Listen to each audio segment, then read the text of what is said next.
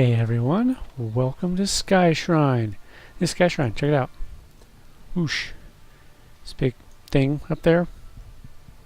That's where you're gonna have your big showdown with Carafirm. But not yet, because yeah, we haven't even done that quest line. So yeah, this is Skyshrine. Here's the little shadow drakes that'll take you up here. There's this dude. Oh yeah, did you see that? I was just about to mention that. He does that. He does that. It's a strange thing that he does, and there used to be some dialogue you could get with him regarding that, and he would be like, I don't know what you're talking about, but I haven't been able to get him to give me that dialogue for a while. But yeah, I see as he transforms into a giant momentarily. Apparently he is a giant in disguise. But let's talk about Skyshrine for a few moments. We got some quests here, starting with Hazram. You gotta do his quest to build up faction. For example, if you go over here to the Mender, does not want my business. Well, sir, you may be twice my size, but I can headbutt you in the jimmy, so you just think about that the next time you want to give me sass. Okay, so this guy is the mission master. Think of these as shard zones. They're the advanced solo versions of, well, okay, you see there's a door here, or not a door, but a cave icon here, here, and here. This is the central hub. There's a big zone here. There's a big zone here, and there's a big zone here. The Covenant District, Lyceum, and Trikur Prime, I think.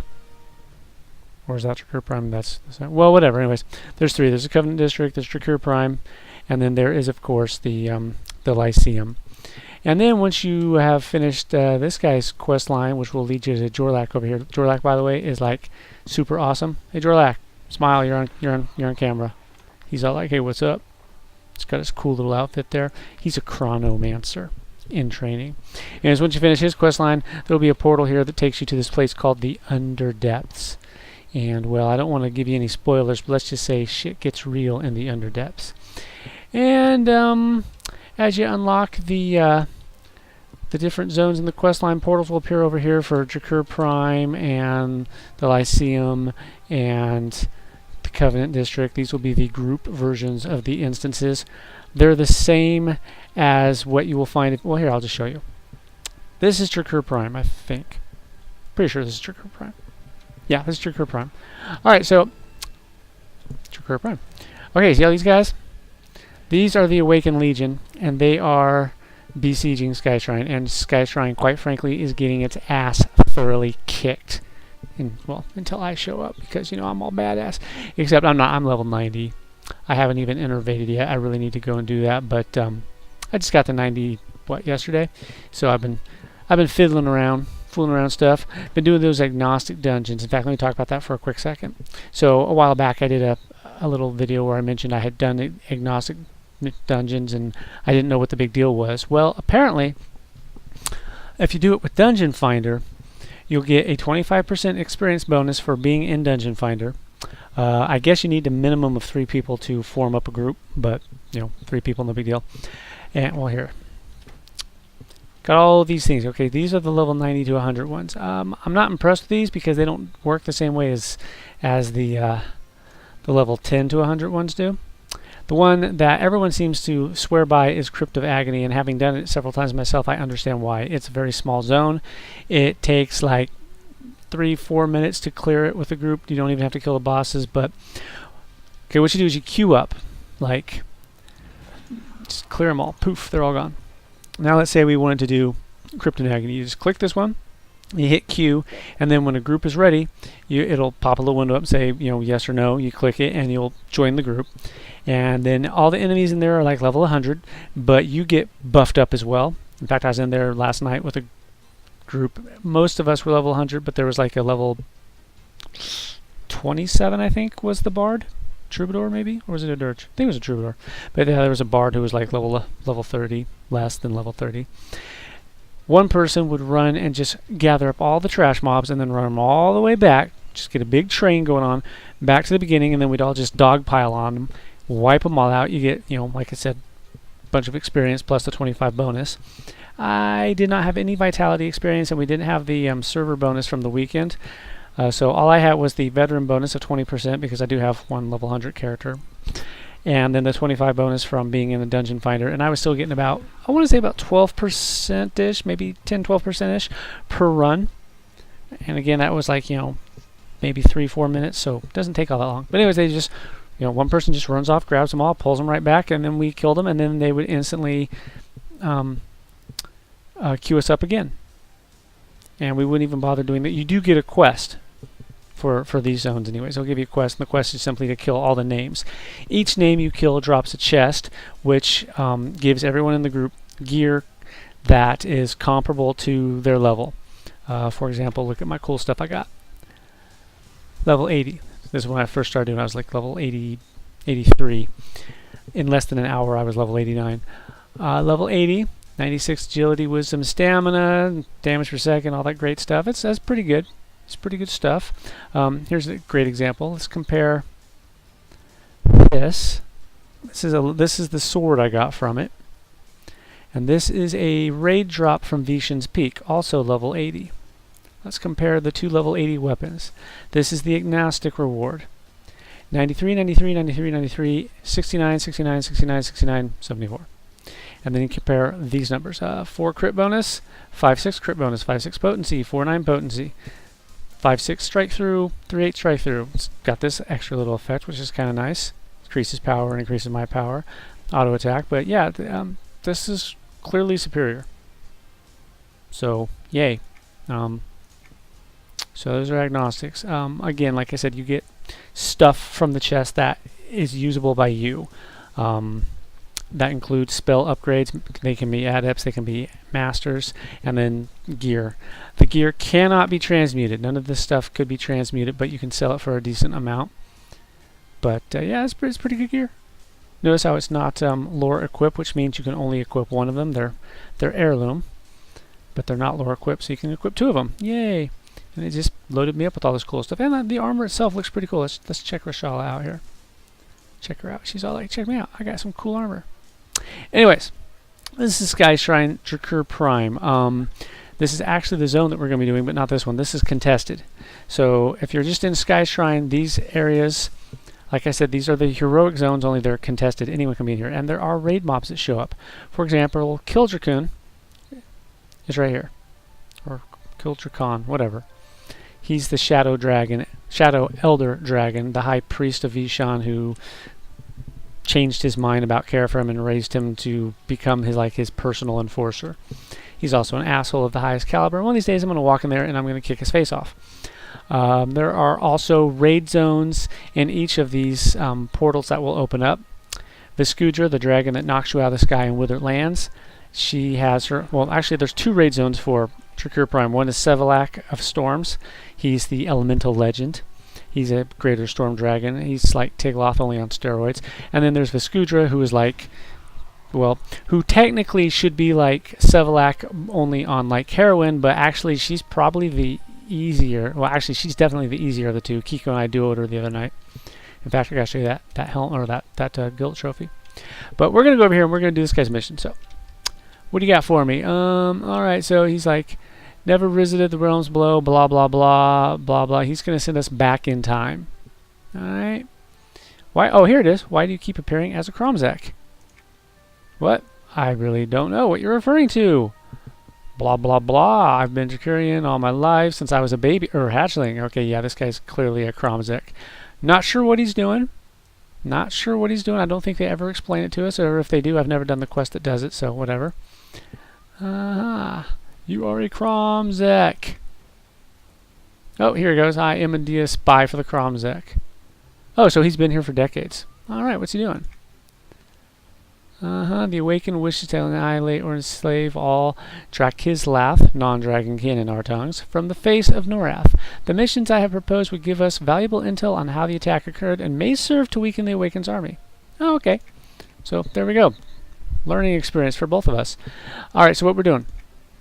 You have 3 options. You can go to the Lyceum, you can go to the Covenant District, or you can go to Drakur Prime. Tigloth is Drakur Prime. He's a storm dragon. And he used to be pretty tough. He might be able to kill me, I don't know. This was back when 90 was the... oh wait, was it 90? Yeah, it was 90. Or maybe it was 92. 90 or 92 was the level cap. I think it was 92 actually, now I think about it, because the gear you're getting here is 92, so yeah. Anyways, we're going back in time, and again, you get a crate. This is kind of how the crates work in the agnostic dungeons. You get a crate, you open the crate, and the crate will give you stuff. Difference being, these crates can give you random stuff that anyone can use, where the crates in the agnostic dungeons, at least, you know, like the 15 or 16 times I did it, they gave me stuff that I could use. And I mean, other people could use them as well, but everything I got was something that I could use. I never got, for example, a Shadow Knight piece. Alright, so it opens up a portal. Where's it? There. Yep, there we go. Drakur's recent pass. We go inside. You can only do this solo or with one other person.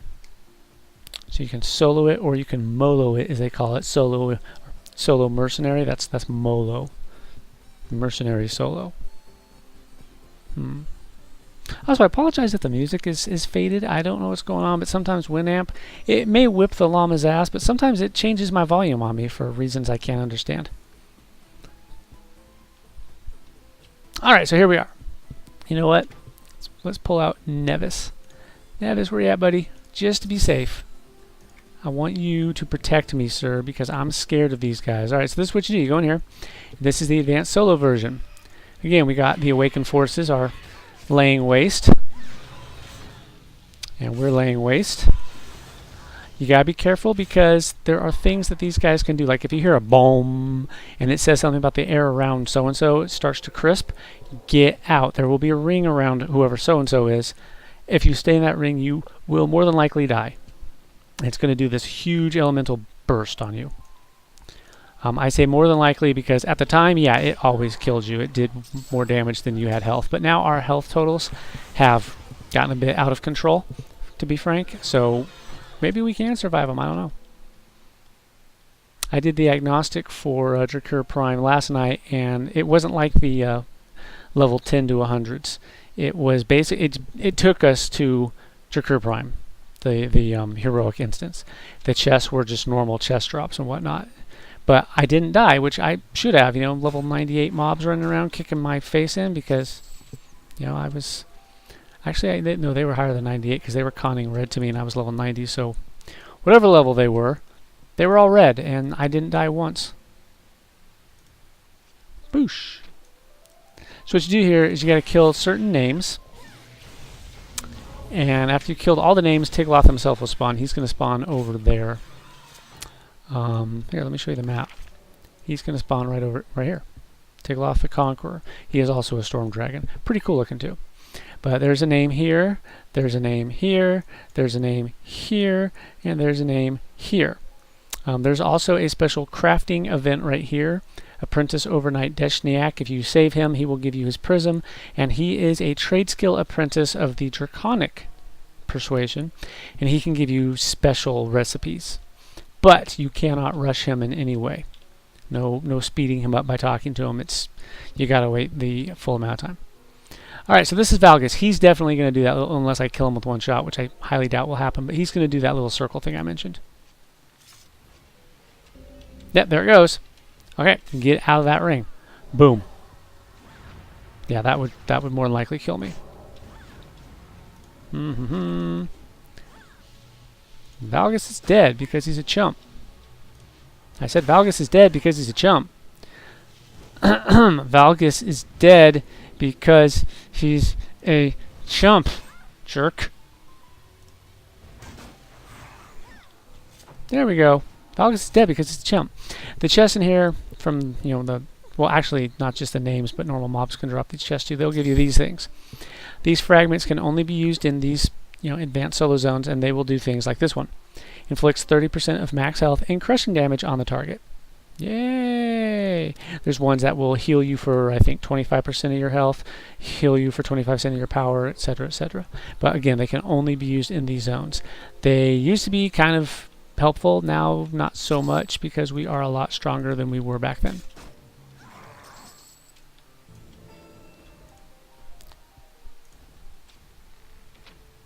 Nevis, get over there and kick his ass for me, buddy. Nevis, where you at? There you are. Good boy. Alright, now we're going to go get Nantglarn or Nantglass or whatever the hell his name is. No, it's not Nantglass. Nantglass was in the hole. Nantglarn? He's a Dracoda. He's over here. Next to the lovely statue of Ishan. Let me show you that in a second. Gotta watch out for these jerks. The Dracoda love their wing buffet. Their wing buffet. All you can eat. There he is. Ninlarn, that's his name, Ninlarn. The big statue of Ishan there. The worm Mother Eternal, or is it the Mother Eternal? The Mother Eternal. We're just going to clear this stuff out. Gotta be safe, yo. Gotta be safe. Wah! Wah! Wah! Wah! You notice these are double ups. So, you know, it was kind of challenging at the time. And you got decent gear for it. The gear you could then use to run the contested zones and hopefully get gear that would be... it's a gear grind is what it is. It's like playing Diablo. You're just looking for better and better gear. And every time you find gear, you put it on so you can go find better gear. There we go. Alright.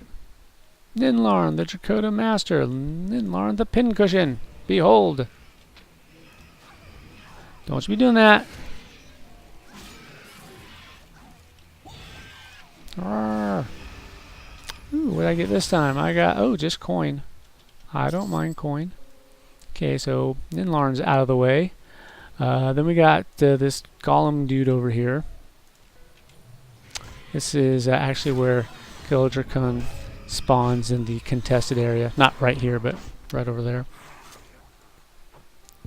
If you're ever in a group with me, be warned, I might just run around this corner screaming completely naked because sometimes that's just what you do. You just rip all your clothes off and just attack. It might work. I don't know. This guy does some thing where he like starts to... Well, I don't know about the glowing web, but he'll go into some sort of like Cuisinart mode where he just slices and dices. I think it's the innate defenses. Yeah, this one where he twirls his fingers in a circular pattern. He can like do big damage, but again, it's like I'm way outside of his weight class, so... I mean, I'm not, but I am. It's because of the gear and the mechanic changes and all that cool stuff. He used to be kind of tough. But they all were if you didn't know their mechanics. Actually, I did when I was doing those agnostics last night, we had a level 100 assassin join us. And it was cool. We actually were doing the Forgotten Pools, which is it's the easy mode shard zone from the Great Divide. And I tried to warn the group. I was like, oh crap, I remember this guy, and the assassin completely ignored me, just ran in and got everyone killed. Because he thought that being level 100 with super awesome stats meant that he could just ignore the script, but turns out, nope, you couldn't ignore the script. So after that happened, I was like, okay, so this time, guys, you got to try to stay away from the walls as much as possible, and when someone gets stuck, you need to kill the vines that are on them. That's what got us killed. He just ran in, ignored everyone who couldn't move, and figured that he just soloed the boss on his own. But you can't, because the boss occasionally jumps. Remember that parasite queen in Befallen who occasionally tunnels under the earth and then you can't attack her for a bit? The boss does that. Meanwhile, it's knocking people back and they can't move or act, so you have to... It's like the Tyrese fight when she webs someone. Everyone else has to attack the webs, so the webs will eventually start damaging that person and kill them. Alright, so this guy, he's the main boss, but you got to kill the sorcerer first. Well, you don't have to kill the sorcerer first, but okay, what you got to do is you got to kill these two first, because if you kill this guy while this guy's alive, he'll resurrect him. This guy's damaged, and he doesn't have any special protection, so just get rid of him, but he does do that stupid air crisping thing, so kill the sorcerer, kill the priest, kill the general. Piece of cake. Alright, let's do this. Die, wicked creature! See, there he goes, crisp in the air. Nevis, what are you doing? See, Nevis took some damage there because he didn't get out of the circle. Alright, where is the Archpriest? Where are you at, Archpriest? There you are. Let's do a little AoE. Because, hey, just because I'm a ranger doesn't mean I got to actually use it for my ranged attacks. Ha! I play by my own rules, sir. Alright. Yeah, is this... Yeah, heals you for 1/4 of your health. And there we go. The air becomes charged and blah, blah, blah. Tigloth has arrived. Let's play with Tigloth. Now, he does stuff. He's got knockback. He summons like all these little like storm elemental things, and they will drain the hell out of your power. Storm dragons love to drain power. I say this from massive amounts of experience of getting sucked dry by Viscudra and Sevalak. He's over there. He's pretty cool looking. He looks just like Sevalak. Unfortunately, I was unable to get Sevalak's head for the guild hall. There was only 2 of us, and we just couldn't quite do it. There's too much stuff going on. You got to be very, very specific, and we just couldn't quite keep up with it. But we got him close. We got him close, I will say that. Alright, so that's Tigloth, or Sevalak if you will, because it's the same model. That's Tigloth right there. Greater Storm Dragon. He's pretty cool looking. He's pretty cool looking. I mean, he's got the little charge effect going on. Like I said, this guy drains power like it's going out of style. Unfortunately, it's not going out of style because everyone drains power. Alright, Tiggy, let's do this. Call him Tiggy, he likes that. So this is what you do. You go, boo-boo! Boo-boo! There's the knockback.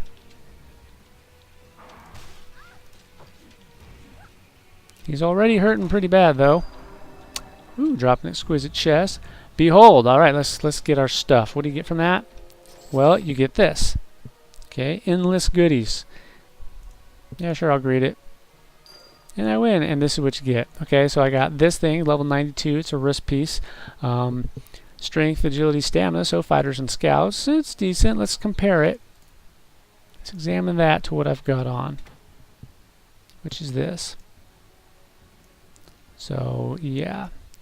118, 135, 135. Level 92, level 90. 16 attack speed, 14 attack speed. You see the stuff you get from newer content, even if it's a lower level, generally it more than competes with what you could not quite put on yet.